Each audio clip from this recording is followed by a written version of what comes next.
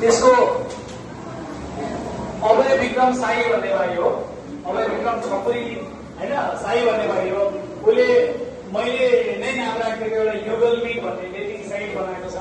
त्यसै गरी उसले अरू एआईहरू बनाएको छ। भर्खर 10 क्लास पास भएको भाइ हो, कालीकोटबाट टिकापुरमै पढेको रहेछ। पहिला चाहिँ अहिले चाहिँ कालीकोटबाट पढ्यो, अहिले सायद टिकापुरै आउँछ कि पढ्न काठमाडौँ जान्छ।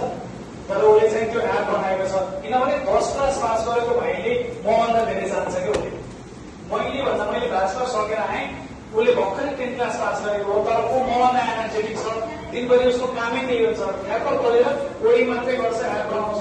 ऊ पनि अब स्टार्ट गर्छ अर्निङ गर्नको लागि। उसको एपहरू अब मार्केटमा जाँदैछ। त्यही भएर तिमीहरू पनि गर्न सक्यो भने म 8 क्लासमा छु भनेर केही पनि हुँदैन। उसले फर्स्ट स्टार्ट गरेको पनि 8 क्लासदेखि नै हो, सायद 7 8देखि स्टार्ट गरेको उसले। त्यही भएर तपाईँहरू पनि अहिलेदेखि नै स्टार्ट गर्नु एकदमै राम्रो फ्युचर ड्रेसमा।